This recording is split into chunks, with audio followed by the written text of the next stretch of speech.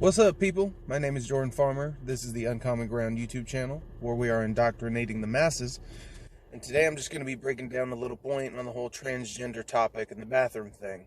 Um, on one hand, I just want to explain, sexual predation, the Me Too movement, and uh, us not handling sex offenders properly on both sides, like over-prescribing sex, like making too many people a sex offender, even if it was an 18-year-old sleeping with a 17-year-old girlfriend, and also letting actual pedophiles back out onto the streets and stuff, and um, the Harvey Weinstein, Bill Cosby's of this world. Abortion really covers up a lot of the byproducts of rape, particularly incestuous rape.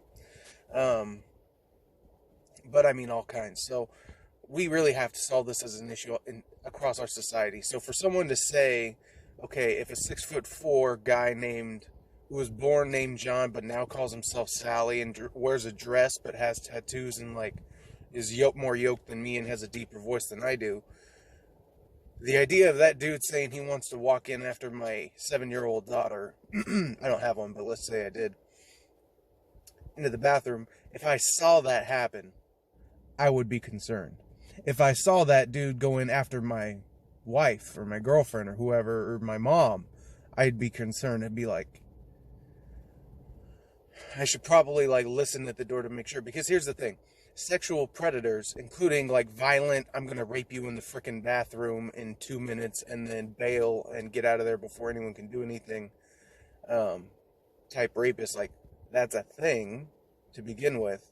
And you need to be constantly vigilant with your children, especially, but including, if you're around a more vulnerable than otherwise, a vulnerable woman, someone who has not been trained in combat to be able to handle a larger, untrained opponent. It's the job day to day, moment to moment of capable people, so big women and big men, strong women, strong men, to protect weaker, smaller people. That's just the way the world works. It's the animal kingdom. We can never escape it. And so, as a man, I can only speak because I believe there is something to masculinity and manhood and being a man that is unique and worth sort of identifying with on some level with your identity. So it's not something I'm proud of. I'm not proud to be a woman. I'm not proud to be a man, but I do want to be a good man, and being a good man comes with certain biological realities and other things, etc., etc. I shouldn't have to explain all this crap, but we live in a generation where common sense ain't that common, as Tom McDonald says. And anywho, I just wanted to first explain that the fear of sexual predation of children, and that coming from someone that's as odd and sort of not only as odd as sort of a 6'4" transgender dude with a deeper voice who's yoked or whatever that wants to go into the girls' bathroom. That's just kind of confusing in terms of the way we normally set up society. We have men and women separated, so when you have this confusion, it's confusing. It's also worth understanding that men understand that other men are evil sometimes, just like women are evil sometimes. And men being predators and hunters and being willing to do whatever it takes to get the kill, so to speak, we instinctually understand that there will be pedophiles as well as regular, adult rapists, I guess. They're all rapists, they're all evil, all vile.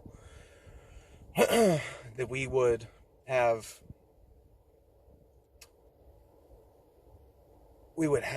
men like that would be willing to do anything, go to any extent to be able to groom and then ultimately seduce their victims or trap their victims or rape their victims, whatever it may be. And I say seduce in the sense that, seduce them as a friend, think that they're safe, make them very, a great place to be, a great, safe space, so to speak. That's what they're very good at. That's what they do. So the idea that some dude would pretend to be transgender to be able to get closer to a victim, to be able to make himself or herself seem whatever it may be, You know, in certain crowds, if you're transgender, you probably are assumed to be more benevolent than you actually are. And in other crowds, I'm sure that there are people that just automatically, you know, shy away from those people. I've been around transgender people, and when I've been around them, I've been comfortable around them for the most part, because they've been, for the most part, non-threatening. But I didn't like all of them. Some of them were fake. Some of them were authentically interacting with me. Some of them seemed crazy, slightly. Or at least not able to follow a conversation in a coherent way. So, yeah, anywho, just wanted to make that little additional interjection. Moving on.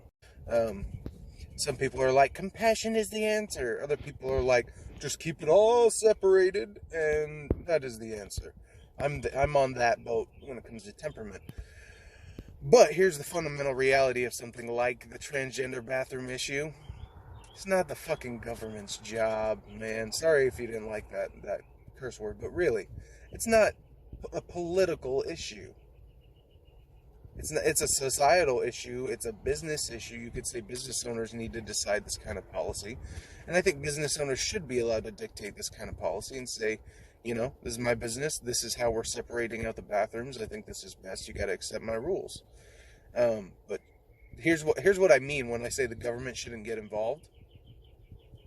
What business should get fined regardless of how they handle the situation? What person should get arrested for going into the wrong bathroom or for failing to let someone go into the right bathroom? Should policemen be brought to that situation? Should fines and the money that those people have worked their lives to earn be stolen from those people because of that situation? Does it rise to the level of seriousness to justify political discussion? The obvious answer is no. No. So, as much as this particular culture war issue is honestly not really an issue, but just to give you an example to highlight this sort of point, not every political issue actually rises to the level of being a political issue. Being racist, like there's a legacy of racist policy that needs to be eradicated in the United States because it was legally there before, and you have to translate the old system to the new system. So there's going to be a process there. But when you're talking about the racism that is in people's hearts, that is not really a political discussion. And the fact that it gets tainted into it, that it taints so much of our political discussion, is just freaking nuts. Because you can't fix racism with political tools. So making it a political problem is a great game because it can never be fixed by politics. There will always be racist people. There will always be sexist people because it's a biological issue.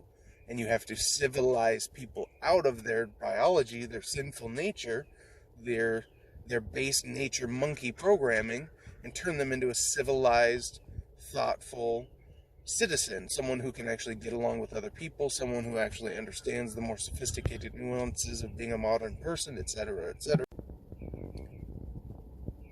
My only point being that let the political issues be the political issues, and let the issues of your character and your soul be issues of your character and your soul.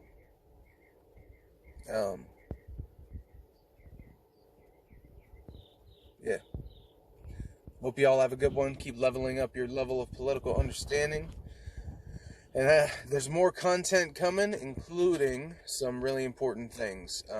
I did not get my book done in Q1 of this year, but I will get it done before the end of Q2 of this year. And I'm rather excited about that. Hope you have a good one. Peace.